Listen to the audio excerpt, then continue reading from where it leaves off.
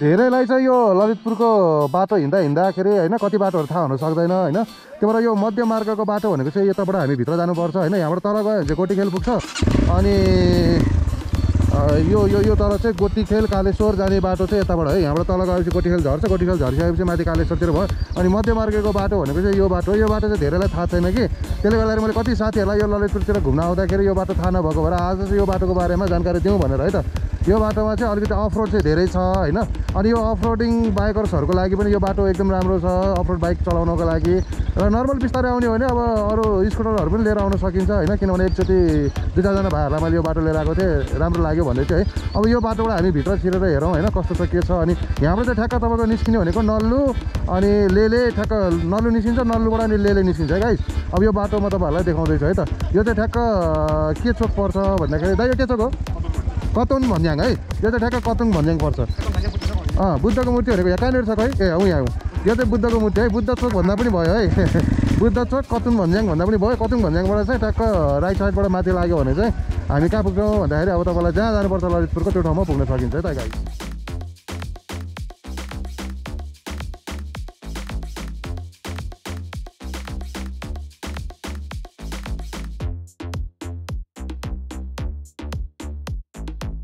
त्यहाँबाट माथि चढिसकेपछि यहाँ फेरि चोकमा 2टा बाटो आउँछ होइन।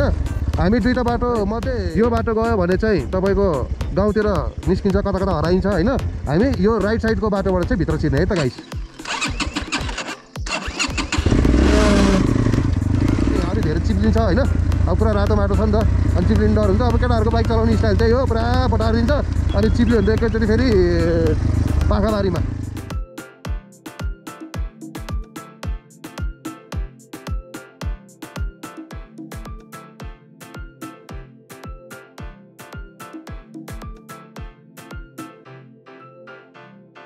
यहाँबाट पनि यो तलतिर जाने होइन है।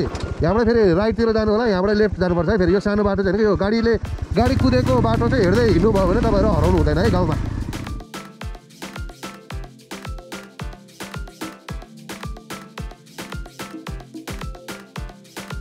फेरि अलिकति यता आइसकेपछि फेरि 2टा बाटो आउँछ होइन। 2टा बाटोमा पनि तपाईँको फेरि राइट साइड चाहिँ च्यापेर हिँड्नु पऱ्यो है। हामी यो राइट साइडमा च्यापेर तलतिर जानु पऱ्यो। तपाईँहरू राइड गर्दाखेरि हराउनु होला कि भनेर मैले यसरी बाटो देखाइदिरहेँ है त। हामी टक्क तल लाग्छौँ है राइट साइडबाट। 10-15 मिनटपछि फेरि यो बाटो आइपुग्छ होइन। यो बाटोबाट हामी सिधै गयौँ भने चाहिँ गाउँतिर हराउँछौँ साथीहरू होइन। यताबाट गयो भने चाहिँ अब गाउँतिर कता पुगिन्छ म पनि घुमेको छैन होइन त्यतातिर। अब हामी चाहिँ यहाँबाट फेरि राइटतिर टर्न लिएर अगाडि बढ्छौँ है। यो चाहिँ टक्क राइटतिर टर्न लिने अनि यहाँबाट सर्लक्क जाने यो है बाटो चाहिँ।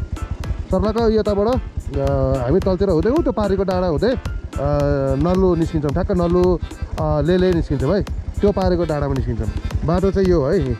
हामी टक्क यहाँ यता माथिबाट झर्दै आयौँ होइन। अनि यहाँबाट टक्क यसो गरेर टर्न लिएर हामी यताबाट आएर राइट साइडबाट टर्न लिएर चाहिँ हामी यो बाटो हुँदै जान्छौँ है।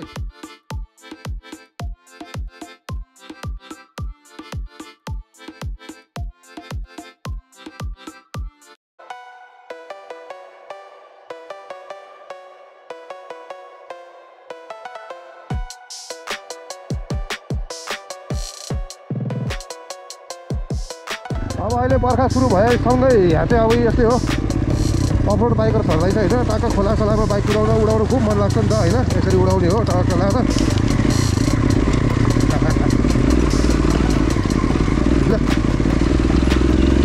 तपाईँहरूलाई खोलाको बगरमा बाइक चलाउनु मन लाग्छ भने यो ठाउँ चाहिँ नट ब्याड है। बबाल दामी छ खोलाको बगरमा बाइक चलाउनुलाई। म चाहिँ अब काफी हिँडेको कारणले गर्दाखेरि यो बाटो हुँदै जान्छु माथि नल्लु झरेर लेले हुँदै काठमाडौँ छिर्छु होइन। तपाईँहरू यो ठाउँमा पनि राइड गर्न सक्नुहुन्छ यहाँबाट माथि टाढा चढेर गाउँतिर होइन।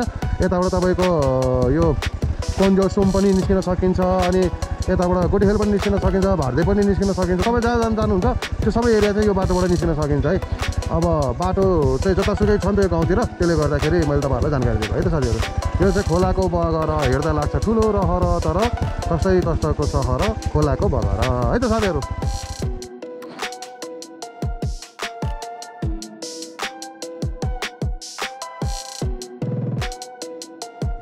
जस्तो आइसकेपछि चाहिँ होइन हामी अब नल्लु र लेलेतिर निस्किनु पऱ्यो भने यो लेफ्ट साइडबाट जान्छौँ।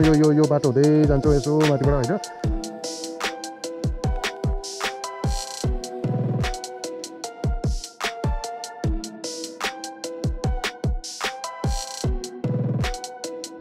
राखेर अब यो चाहिँ चौघरे हाइट भनेको चाहिँ यो है यो चाहिँ चौघरे हाइट अब यहाँबाट नि बाटो छ यता यहाँबाट माथिबाट गए पनि भयो अघि देखाएको बाटो गए पनि भयो अब हामी चाहिँ कहाँ जान्छौँ त भन्दाखेरि अब हामी चाहिँ यहाँबाट तलतिर ठ्याक्क यो सिधै लाग्छ होइन सिधै गएपछि टक्क नउ त्यो तल चाहिँ नल्लु झर्छ नल्लु झरेपछि टक्क लिएर आइपुग्छ यहाँबाट लगभग काठमाडौँ पनि देखिन थालिसक्यो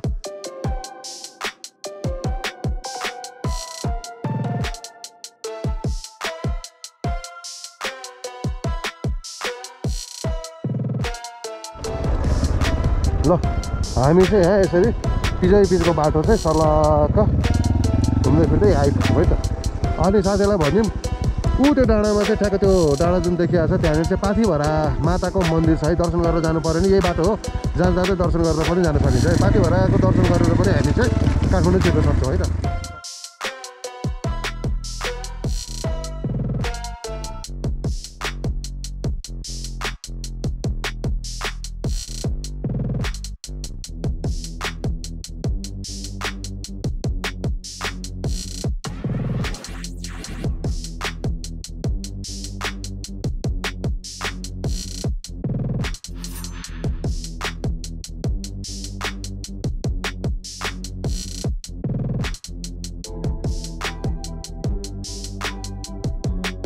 यहाँबाट माथि चाहिँ पाथिभरा मन्दिर गइन्छ राइट साइडबाट फेरि काठमाडौँ निस्किने बाटोतिर लाग्छौँ है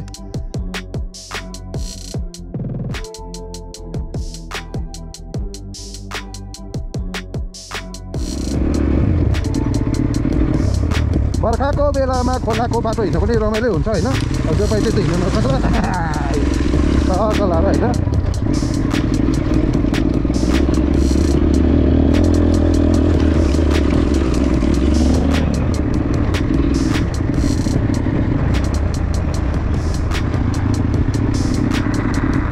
अहिले म हिँडिरहेको बाटो चाहिँ ठ्याक्क नल्लुको तल खोला तरिसकेपछि सुरु भएको बाटो है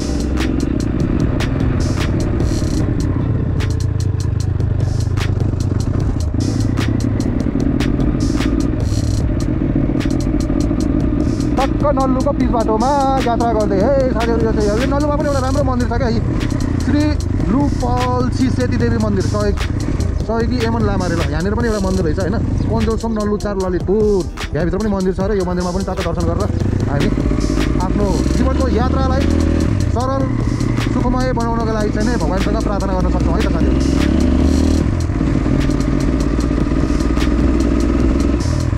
के हो भन भाइ तपाईको भ्लगको नाम के हो गुरु बेनाम यस हेर है त ल बस ए अब अर्थ भने बस अर्दैन भने नभए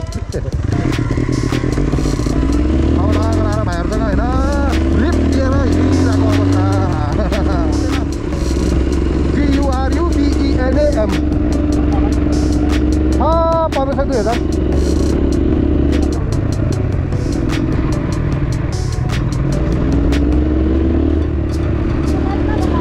म काठमाडौँ अब काम गर्न जाला काठमाडौँमा म काठमाडौँमा कहाँ कहाँ हुन्छु बाबु हो आइहाल्छ नि यार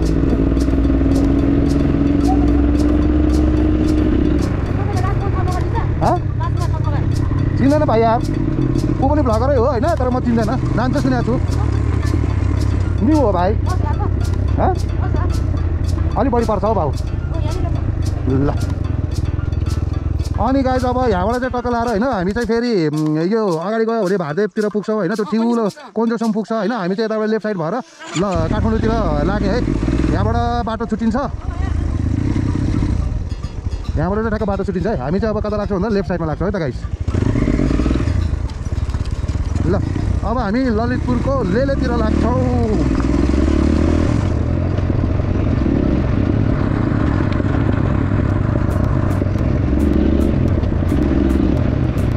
यहाँ चाहिँ अलिकति बाटो बनेको छैन होइन नत्र अरू बाटो लगभग पिचै भएको छ है यहाँ पनि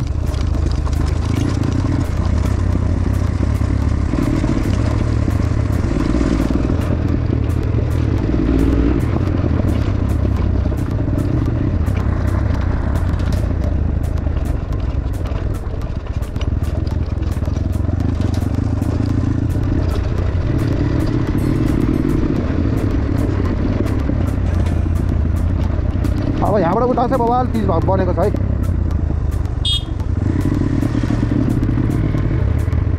को कोलाई टिकटक सिकटकमा यसो भिडियोहरू बनाउनु पऱ्यो भने यो लेलेबाट भित्रपट्टि चाहिँ डाँडा काँडाको सिन लिएर खिचेर होइन टिकटकहरू बनाउनुलाई अनि युट्युब भिडियोहरू बनाउनको लागि राम्रो छ है ठाउँ। अब यसो म्युजिक भिडियोहरू बनाउनको लागि पनि यो ठाउँ चाहिँ ठिक छ है। फिल्म सुटिङ गर्नलाई होइन अब हुन्छ नि हाम्रो गाउँठाउँ देखाउनको लागि चाहिँ बबाल दामी छ ल।